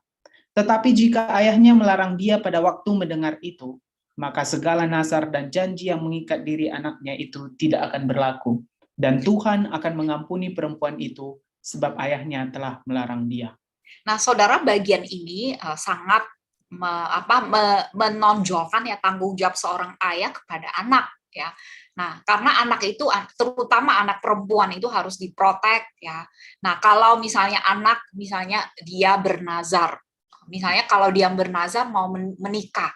Nah, tapi ayahnya tidak setuju. Nah, ayahnya itu berhak dong membatalkan janji anak itu, misalnya janji mau menikah kepada seorang pria. Nah, Tuhan juga tidak akan mengklaim bahwa ayah itu berdosa, memang karena privilege atau hak itu sudah diberikan ya kalau ayahnya benar. Nah, berarti janji yang diberikan oleh anak perempuan itu dihitung batal. Nah, kemudian ayah juga harus bertanggung jawab untuk protek keperawanan anak perempuan. Mari kamu lihat ya di Ulangan 22, 13 sampai yang ke-21. Nah, nanti saudara baca ya dengan teliti di rumah, tapi kita hari ini baca ayat yang 20 sampai 21. Saya bantu bacakan. Tetapi jika tuduhan itu benar dan tidak didapati tanda-tanda keperawanan pada si gadis, maka haruslah si dia dibawa keluar ke depan pintu rumah ayahnya, dan orang-orang sekotanya harus melempari dia dengan batu sehingga mati. Sebab dia telah menodai orang Israel dengan bersundal di rumah ayahnya. Demikianlah harus kau hapuskan yang jahat itu dari tengah-tengahmu. Ya, nah saudara, ini bukan peraturan orang Israel ya, ini adalah perkataan firman Tuhan dan orang Kristen itu harus menanggapinya dengan serius. Nah, kalau anak ya dinikahkan tidak perawan, nah zaman Musa hukumannya itu adalah apa? Dilempar batu orang sekota. Hukumannya itu adalah apa? Menikah tidak perawan itu adalah hukuman mati. Nah, kenapa dirajam batu di depan pintu rumah ayahnya? Nah, karena saya katakan apa? Ayahnya itu harus bertanggung jawab mendidik, memprotek anaknya itu dari kecil, terutama anak perempuan. Nah, saudara saudara sekarang kan orang-orang rata-rata ya, apalagi di Taiwan ya, tren ya sex before marriage. Siapa lagi yang mau peduli perawan? Mereka mengatakan itu kuno ya. Nah, saudara, Alkitab mengatakan itu sesuatu hal yang sangat memalukan orang tua ya, terutama seorang ayah yang harus bertanggung jawab. Nah, saudara, bagian ini menjelaskan memang ya kita tahu bahwa keperawanan itu bukan sumber kebahagiaan. Nah, tetapi Alkitab itu menjelaskan dengan sangat jelas bahwa keperawanan itu adalah simbol hidup kudus orang Kristen, di mana keperawanan perempuan itu sering diibaratkan itu adalah gereja atau orang Kristen yang menjaga kekudusan tubuhnya. Jadi harus dipersembahkan ya. Nah, tubuh itu dipersembahkan sebagai persembahan yang hidup dan kudus yang berkenan, itu ibadah yang sejati. Nah, dipersembahkan kepada siapa? Kepada mempelai laki-laki, yaitu Yesus Kristus. Jadi kesucian itu tidak boleh dinodai sedikit pun. Nah, saudara, kalau anak perempuan sampai dicelakakan, jadi diperalat ya, jadi alat pemuas seks, yang paling menderita itu adalah ayahnya sendiri. Nah, saudara, anak perempuan itu memang biasanya lebih mengharapkan cinta kasih dari seorang ayah. Di sini saya katakan bukan cinta kasih yang romantik ya, tetapi cinta kasih yang melindungi, yang mengajarkan kebenaran, ya, yang mengajarkan anak itu bertanggung jawab, yang memberikan perhatian. Nah, saudara, kalau anak perempuan itu tidak diperhatikan, nah dia akan mencari kasih sayang di tempat lain. Nah, biasanya akan digampang ditipu, dirayu. Nah, nanti anak perempuan itu akan menjadi pihak yang lebih dirugikan. Nah, kita bisa melihat ya di dalam contoh-contoh klasik di dalam Alkitab, kasus anak perempuan Raja Daud ya, Tamar itu kan diperkosa saudaranya sendiri. Nah, kemudian anak Yakub, Dina ya kurang diperhatikan, akhirnya mencari kasih sayang di tempat lain, dan akhirnya itu mencari perhatian di tempat lain, akhirnya dia menjadi korban kekerasan seksual. Ya, seharusnya kita tahu bahwa anak perempuan itu harus memang diprotek ya, dia nggak boleh pergi sendiri, kalau misalnya dia mau pergi pun harus ditemani orang tua ya. Nah, saudara, kenapa anak perempuan itu mengharapkan kasih sayang? Nah, dia punya hati yang lebih sensitif ya. Nah, kalau tidak diberikan kasih sayang yang cukup, dia akan mencari kasih sayang di luar. Nah, kemungkinan itu akan bertemu orang-orang yang akan merugikan dia, menjadikan dia alat pemuas seks. Lalu saudara, kita tahu orang-orang yang kamu temui itu mungkin adalah orang-orang jahat, orang-orang yang tidak bertanggung jawab. Nah, biasanya setelah anak perempuan itu dinodai, nah biasanya laki-laki ya, ini juga pengalaman dari para konselor itu bercerita, yang laki-laki itu nggak akan mengaku dosa ya, nggak akan minta maaf atau ampuni saya, enggak. Mereka justru biasanya kalau sudah dapat dia akan menghina perempuan itu ya, dan mengatakan bahwa dan menghina kamu itu pelacur, dan menganggap perempuan itu tidak ada harga diri. Nah, padahal dia itu pelaku dan mengorbankan orang lain. Nah, saudara, kenapa Alkitab itu tegas memposisikan bahwa anak perempuan itu harus dilindungi? Ya, jangan sampai dia menjadi pihak yang dikorbankan. Nah, akhirnya nanti akan membawa celaka kepada satu keluarga. Nah, nanti ayahnya yang akan paling menderita. Nah, saudara, kita tahu bahwa kita bisa tahu bahwa kalau di dalam konseling pernikahan, nah biasanya calon pasangan suami istri itu kan mereka kalau di depan hamba Tuhan, ada hamba Tuhan itu yang meminta mereka itu untuk terbuka ya, apakah pernah melakukan dosa perzinahan. Nah, biasanya kalau orang yang sudah kebelet mau menikah, biasanya mereka udah nggak mau ngaku lagi. Mereka udah nggak mau lagi ya saling mengaku dosa ya. Tentu saja kalau sebelum menikah ya sudah melakukan dosa perzinahan, itu adalah dosa, dan orang itu disarankan untuk saling mengaku dosa, saling menerima, meminta pengampunan dari Tuhan. Atau misalnya ada pendeta atau ada konselor itu yang menyarankan kalau misalnya kamu udah pernah berbuat sesuatu yang melanggar ini, maka nanti kamu mengaku ya, ada resiko pernikahan kamu itu bisa dibatalkan karena ada calon pasangan kamu itu nggak bisa terima. Nah, itu lebih baik daripada nanti setelah kamu menikah ya, kamu dibatalkan, kamu dipulangkan. Nah, saudara, kita juga harus belajar ya saling mengampuni, saling menerima, saling berdoa. Nah, tentu saja kembali lagi saya tegaskan bahwa perjaka atau kemudian kamu itu perawan itu bukan sumber kebahagiaan. Jadi orang itu harus ya benar-benar humble, harus menjaga diri kita ya, apalagi kita ini adalah orang Kristen. Jangan sampai kita menerima ajaran-ajaran atau pengaruh-pengaruh buruk yang akhirnya itu mencelakakan kita dan kemudian membawa menyakiti ya keluarga kita, dan kemudian kita lupa komitmen kita sebagai orang Kristen itu harus hidup kudus, mempersembahkan apa yang paling berharga kepada Tuhan. Nah, kemudian karena waktu ya, saya mau konklusi. Nah, saudara, kita tahu bahwa pergumulan orang Asia ya, terutama di Taiwan, kita nggak bisa memungkiri bahwa penderitaan di dalam keluarga itu salah satunya itu yang paling berat itu adalah tekanan finansial atau keuangan. Nah, banyak memang benar dari survei-survei, dari data-data yang saya baca, itu kebanyakan orang nggak mau punya anak itu karena merasa gajinya tidak cukup. Nah, saudara, yang sangat ironi, yang sangat menyindir itu kenapa ya, justru negara-negara yang makmur, negara-negara yang kaya, mereka merasa mereka kurang, mereka tidak bisa punya uang yang cukup untuk membiayai anak. Padahal kalau kita lihat negara berkembang justru yang tingkat kelahirannya masih tinggi. Nah, saudara, pemerintah itu juga banyak memotivasi orang untuk punya anak dengan memberikan subsidi. Misalnya di Taiwan, satu orang itu dikasih 3.500 NT. Biasanya ada misalnya dengan memperbanyak tempat penitipan anak, memberikan libur yang lebih banyak atau subsidi ya kepada baby sister ya, yang anaknya itu dititipkan.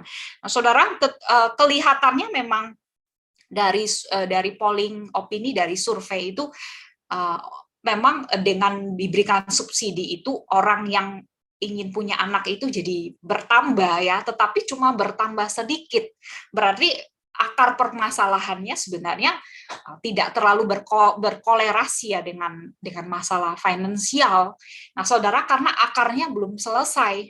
Nah, saudara, apa sih sebenarnya yang menjadi pergumulan manusia? Nah, saudara, jangan walaupun rata-rata ya saudara, kita ini ya belum menjadi orang tua ya yang ikut acara ini, opini semua anak muda.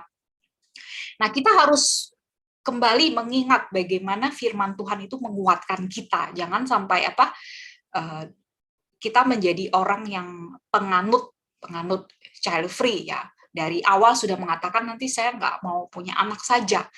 Nah, karena firman Tuhan itu manusia itu bersandar kepada pemeliharaan Tuhan ya, perintah beranak cucu, perintah untuk penuhi bumi.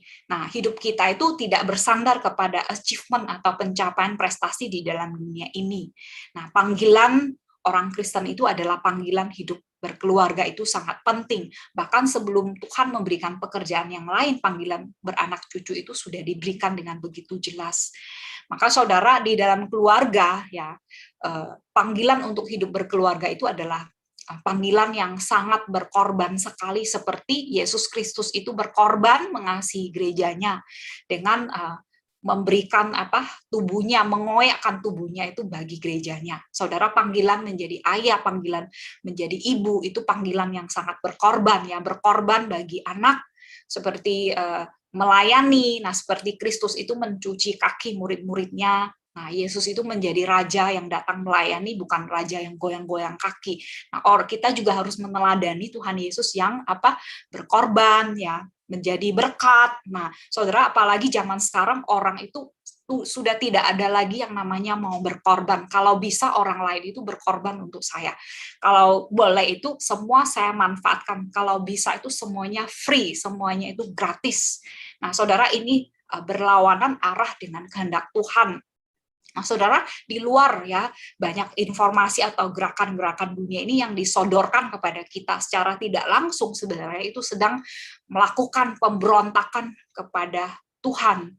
Nah, saudara, kiranya ya suatu hari kelak kalau kita punya kesempatan menjadi orang tua, kita bisa menjadi orang tua yang sungguh-sungguh mau berkorban untuk anak-anak kita ya. Nah, saya berikan contoh ya, ada satu keluarga pendeta yang saya kenal ya, saudara. Dia punya satu gaji ya, punya satu gaji saja. Jadi satu gaji itu dia harus bagikan ke 3 anaknya. Nah, saudara, kalau di Taiwan punya anak 3 itu berat sekali loh. Nah, jadi caranya itu adalah dia harus misalnya dia nggak bisa tinggal di dalam kota karena biaya sewa rumah itu terlalu mahal, dia terpaksa harus pindah. Nah, misalnya mamanya nggak bisa panggil pembantu, saudara, repot ya kalau misalnya mama itu harus satu orang itu mengurus 3 anak. Nah, kemudian karena sibuk, mamanya juga nggak bisa berdandan, atau karena uang gajinya itu harus dibagikan kepada anak-anaknya. Mungkin dia nggak bisa hidup ya sering beli baju atau beli ini dan beli itu. Nah, saudara, itu adalah pengorbanan yang orang tua harus berikan kepada anak-anak. Nah, saudara, jangan sampai kita menjadi orang Kristen yang egois, tetapi kita sama-sama belajar seperti Yesus Kristus. Mari kita tundukkan kepala, kita berdoa. Tuhan, kami bersyukur atas firman-Mu yang boleh mendidik kami. Tuhan, tolong kami agar kami boleh menjadi orang-orang yang hidup bijaksana dan berkenan kepada Tuhan. Tuhan, seringkali pergumulan kami adalah pergumulan yang tidak penting, pergumulan kami itu adalah pergumulan yang tidak tepat sasaran karena kami tidak bijaksana, karena kami tidak membaca firman Tuhan dengan teliti.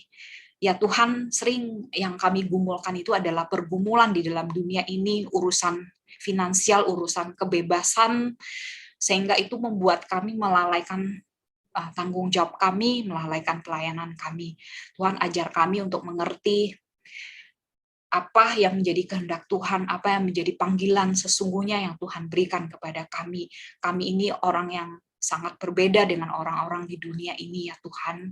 Tolong kami agar kami rendah hati dan taat kepada panggilan yang sudah Tuhan berikan kepada kami. Hanya di dalam nama Tuhan Yesus kami berdoa. Amin. Udah waktu saya serahkan. Amin. Baiklah teman-teman, sekarang saatnya kita akan memberikan persembahan kepada Tuhan sebagai ucapan syukur kita untuk pelayanan ini. Baiklah, mari kita memberikan persembahan dengan mentransfer persembahan kita ke rekening Bank CTBC seperti yang sudah tertera di layar kaca atau QR code yang seperti bisa kita lihat juga di layar kaca. Baiklah, mari kita bernyanyi, Tuhan Engkau pusakaku.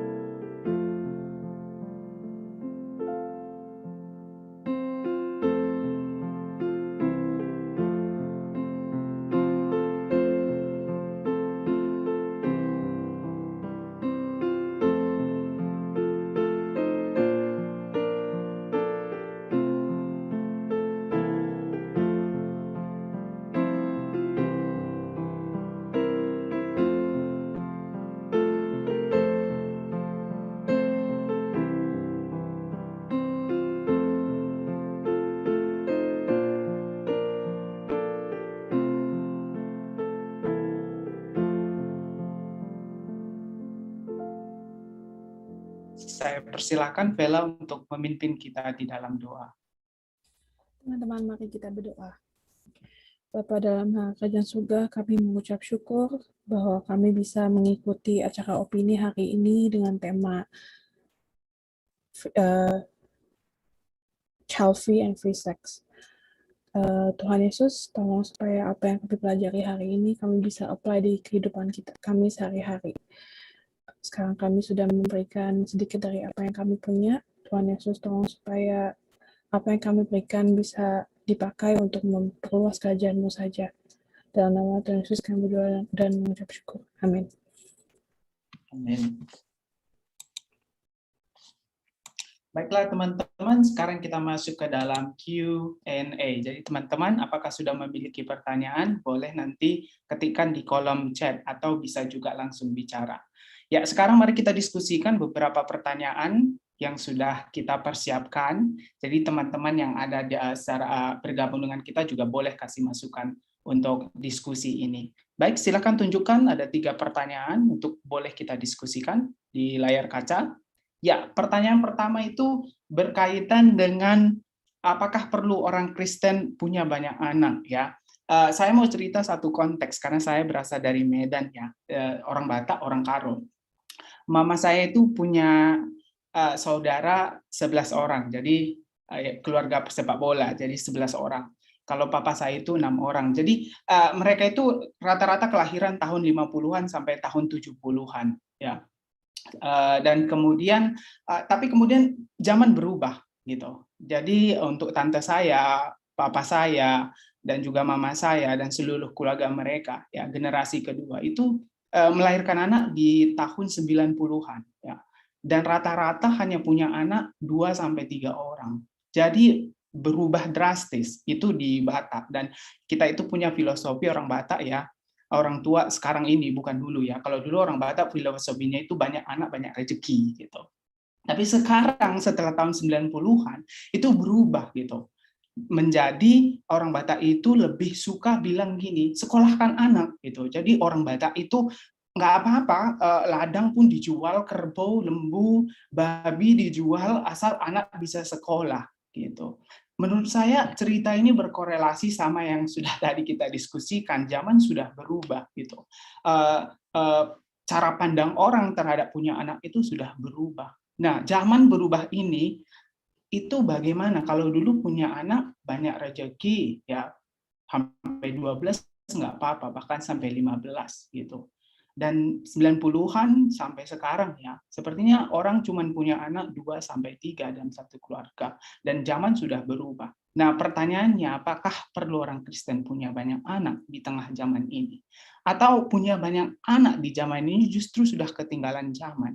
Teman-teman, bagaimana menurut teman-teman? Dari perspektif teman-teman, kita dulu mungkin moderator atau teman-teman panitia, ya, Joel, Bang Desman, juga boleh, nanti Ibu Mimi boleh juga kasih masukan ke kita semuanya. Misal juga boleh kasih masukan, teman-teman yang bergabung dengan kita di Indonesia ataupun di Taiwan juga boleh kasih masukan gitu. Ya, silahkan, bagaimana tanggapan teman-teman? Kalau dari aku ya, menurut Ya. aku, apakah perlu orang Kristen punya banyak anak? Kalau kayak keluarga Koko, misalkan 12 anak gitu ya, tim sepak bola. Mungkin ya itu tahun 70-an sampai, maksudnya kelahiran tahun 50-an sampai tahun 70-an. Mama saya sama saudaranya itu sampai 12 gitu. Oke, menurut aku di zaman ini mungkin kita tetap harus punya banyak anak. Kita tetap harus minta kebijaksanaan dari Tuhan. Jadi maupun punya satu anak atau banyak anak, kita tetap harus minta kebijaksanaan. Soalnya kalau kita punya anak sebanyak tim sepak bola, tapi nanti akhirnya tidak bisa diurus, gitu. Membimbing dengan baik, itu juga masalah lagi kan. Ya, betul. Ya, jadi kita harus poin yang menarik juga.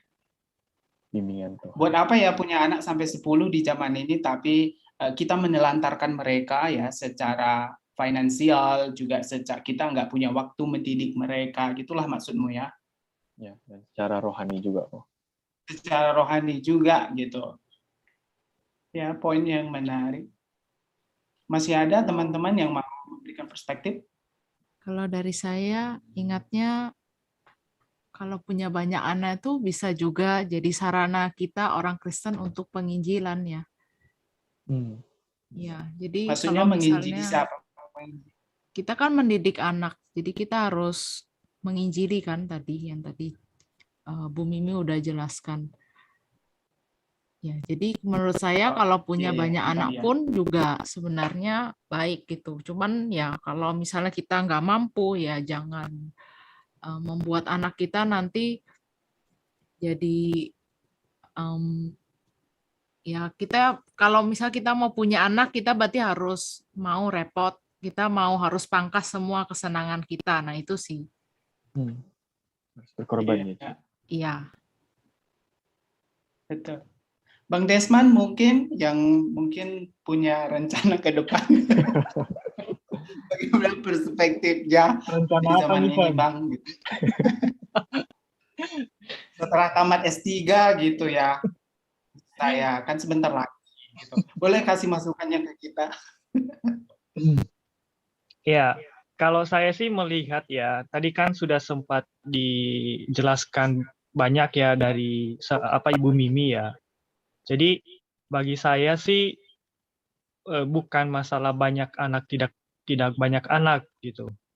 Karena sejatinya anak itu akan anugerah gitu. Anugerah Tuhan yang diberikan kepada sebuah keluarga. Jadi kalau itu sebuah anugerah, kita nggak punya hak untuk menghalangi itu kita punya anak atau tidak gitu. Jadi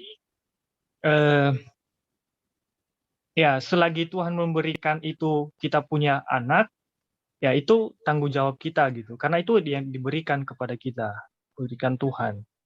Jadi bagi saya sih tidak masalah juga sih. Masih diberikan Ya. Tuhan. Ya. Kalau diberikan Tuhan banyak, Tuhan izinkan punya anak banyak, dengan iman kita harus betul-betul menjaga ya pusaka ini ya, gitu ya Bang. Ya. Karena itu sebuah anugerah yang penting kan, karena kita bakalan mendidik anak itu gitu. Oke. Ya. Wow, menginspirasi sekali. Kayaknya Bang ini udah siap. Siap, Bang. Ini kita ada mahasiswa PhD di bidang psikologi dari TMU. Ya, Marcel silahkan memberikan tanggapan tentang perspektif. Boleh Marcel bagikan perspektifnya untuk pertanyaan pertama. Aduh, oke. Saya kurang lebih sih sama setuju. Jadi kita nggak bisa nggak bisa melarang orang kalau memang mereka berkeinginan, mereka memiliki kerinduan untuk memiliki banyak anak misalnya gitu, untuk kebahagiaan keluarga, why not gitu loh. Kenapa dibilang ketinggalan zaman? Kita nggak bisa bilang begitu gitu. Tapi kalau misalkan Tuhan juga memberinya 2 atau 3 anak atau hanya 1 anak ya juga tidak masalah. Jadi yang benar-benar persis seperti pendapat-pendapat sebelumnya, bukan jumlah anaknya, tapi adalah bagaimana kita mendidik si anak-anak itu untuk menjadi anak-anak yang baik, anak-anak yang sehat ya secara fisik, secara mental dan juga spiritual gitu kan. Nah, jadi kalau orang tua punya banyak anak, sebenarnya kan kalau kita lihat kecenderungannya kalau terlalu banyak, waktunya berarti akan semakin sempit untuk bisa menjaga kualitas perkembangan seluruhnya tadi, fisiknya, mentalnya, dan spiritualnya.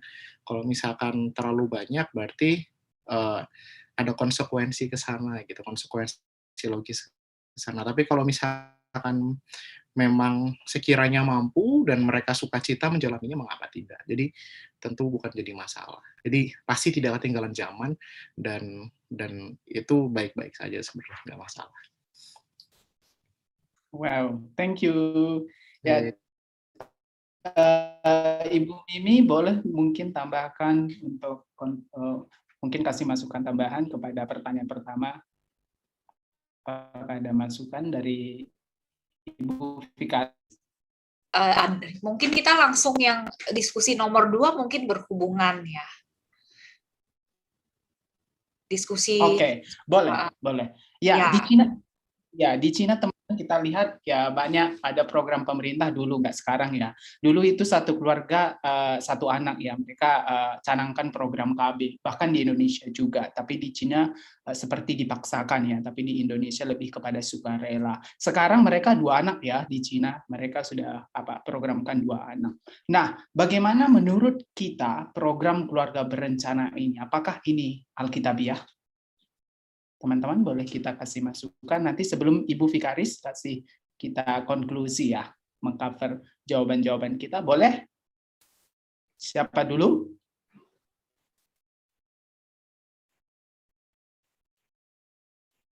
Ya. Mungkin kok kalau dari aku tadi lihat pertanyaan ini bingung juga kok, karena aku ingat kita perlu menghormati negara kita juga kan, dan kalau negara kita sudah memberikan satu peraturan kalau cuma boleh 1 anak itu aku bingung juga sih kok. Jadi apakah kita harus mematuhi negara atau apakah misalkan kita diberikan anak banyak itu salah atau gimana? Ya, tapi kebanyakan negara ya yang mencanangkan KB itu memang mereka sudah punya statistik gitu, prediksi ke depan gitu. Kayaknya mereka udah hitung gitu, untuk membuat rencana ini ke depannya gitu. Forecast-nya apa ke depan, pengaruh terhadap ekonomi, pengaruh terhadap populasi, sosial. Sepertinya negara sudah kalkulasi lah, udah ada tim perencanaannya gitu. Dan pasti mereka adalah keuntungan yang sepertinya negara mau dapatkan dari kebijakan KB gitu, sehingga nggak ada booming gitu, population juga kan nggak bagus gitu, banyak manusia tetapi minim makanan gitu, minim sumber daya alam juga gitu. Mungkin teman-teman boleh bisa masukkan ini, apakah ini bagaimana Alkitab, apakah ini cukup alkitabiah program KB ini menurut kita? Ya, saya tunjuk berarti ya. Ada teman saya dari Sincu, silahkan. Dari Hendra. Hendra dari Pematang Siantar, silahkan. Bagaimana menurutmu, Hendra? Kasih masukan mungkin. Ya, makasih ya. Udah ditunjuk.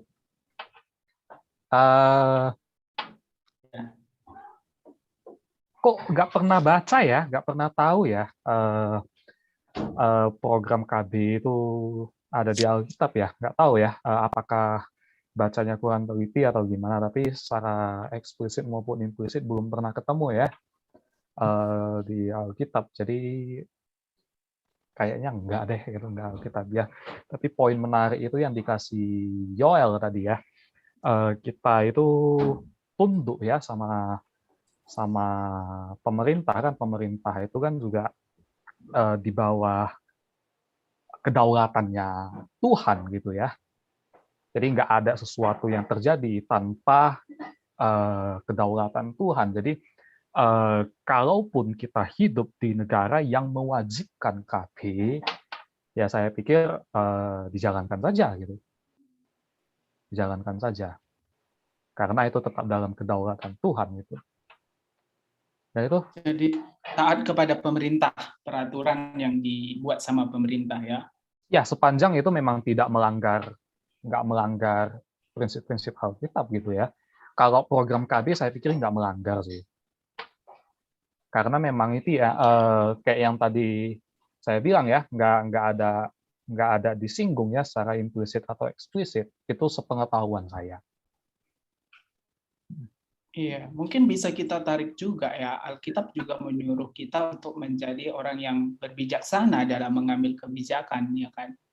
Jadi kalau memang banyak berencana, ya, ini sebenarnya maksud dari keluarga berencana itu apa sih? Ya. Keluarga yang merencanakan ya, Ci, punya anak berapa gitu. Ya, kenapa perlu adanya program keluarga berencana?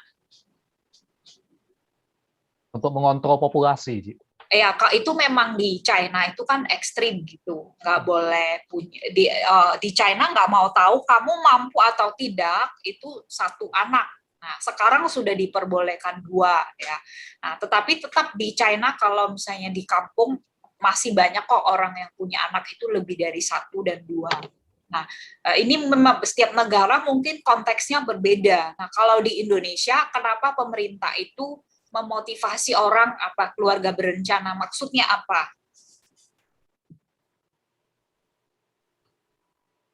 Karena banyak ini nggak sih, banyak untuk menghindari apa? Itu anak-anak yang ditelantarkan.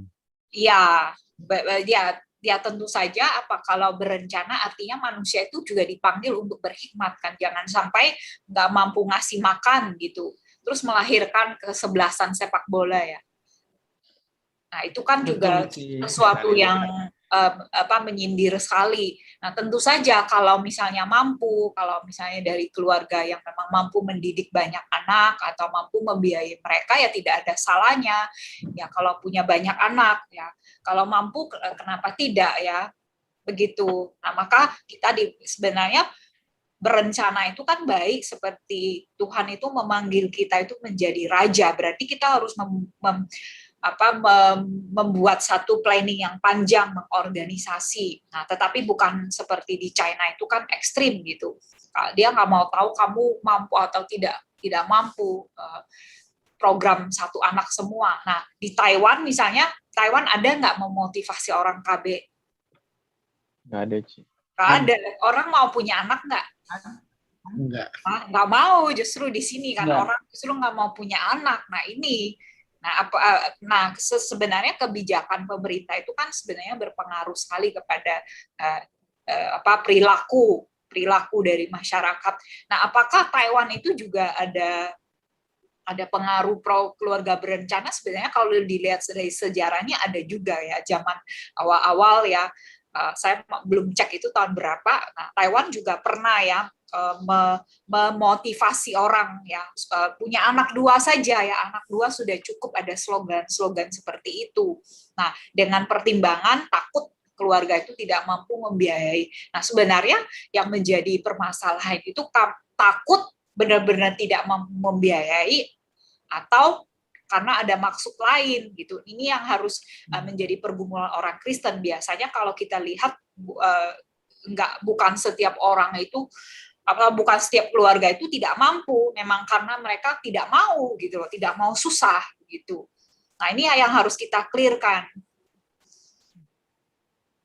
Ya, terima kasih Bu Vikaris Mimi. Ya, teman-teman masih ada masukan untuk pertanyaan nomor 1 dan nomor 2? Jikalau tidak, kita masuk ke pertanyaan yang terakhir. Ini berkaitan dengan free sex. Ya, jelaskan apa yang menjadi tantangan orang Kristen menjaga diri dari dosa seksual.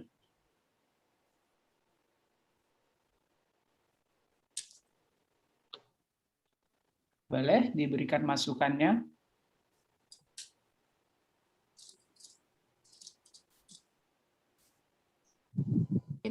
Pertanyaannya Lingkungan ya. Ya. Lingkungan. Kan sekarang zamannya sudah bebas, maksudnya apapun bisa kita lihat gitu, lewat internet bisa, atau orang cerita bisa, pokoknya semuanya kita bisa akses gitu.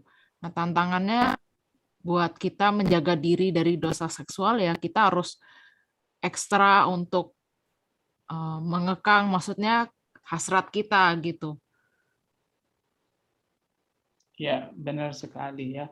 Bahkan kalau kita lihat ya di Taiwan gaya pacaran mereka ya, di mana-mana bisa kita lihat mereka ciuman, berjumbu di mana-mana, itu juga sepertinya jadi tantangan juga ya bagi kita orang Kristen. Kita bisa lihat di mana saja tindakan ya seperti itu ya.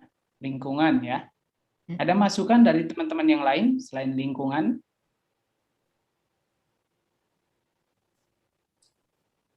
Lingkungan juga termasuk mungkin pornografi ya, teman-teman. Pornografi.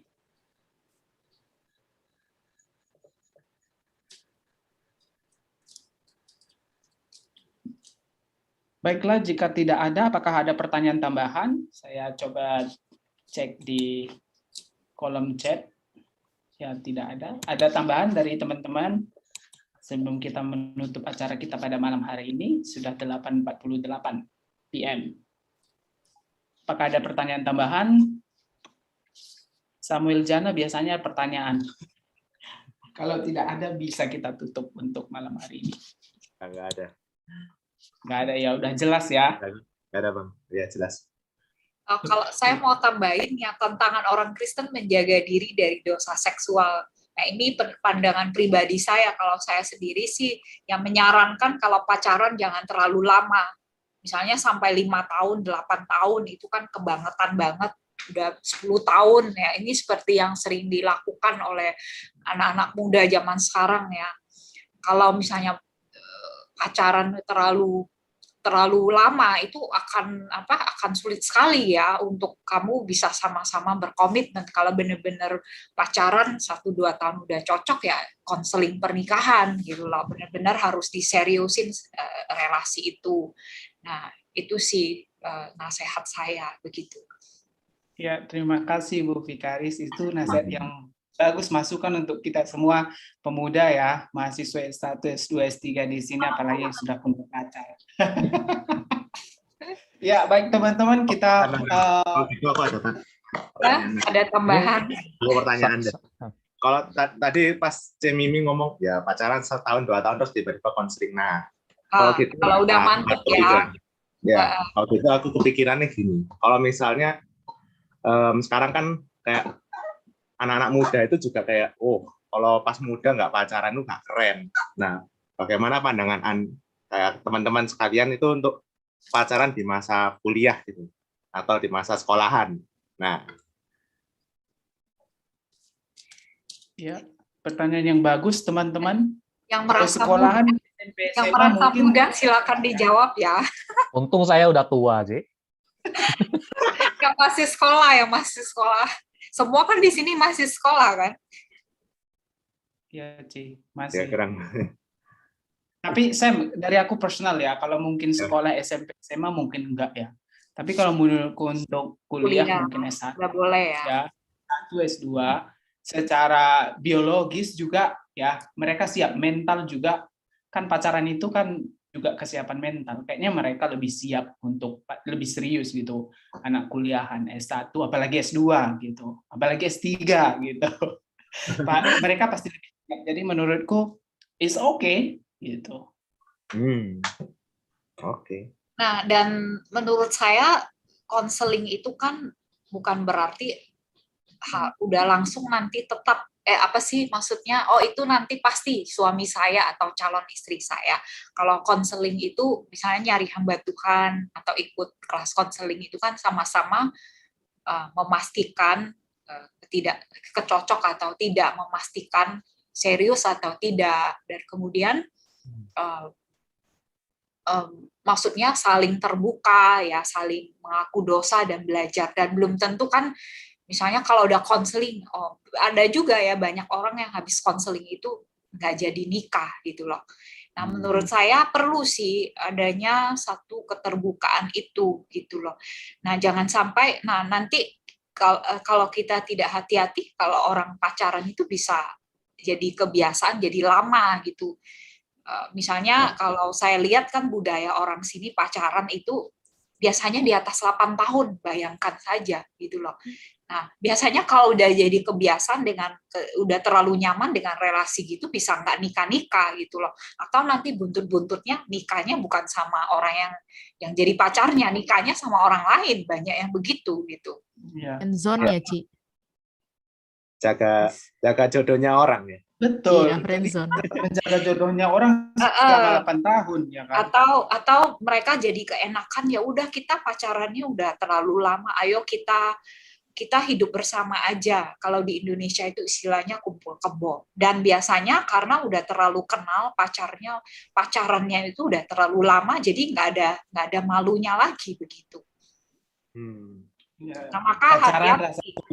Ya, Kak, itu pencobaan kalau kamu pacaran itu terlalu lama itu. Ya. Betul juga ini, pacaran rasa suami istri ya, papa panggil mama gitu. Iya, banyak yang begitu gitu loh.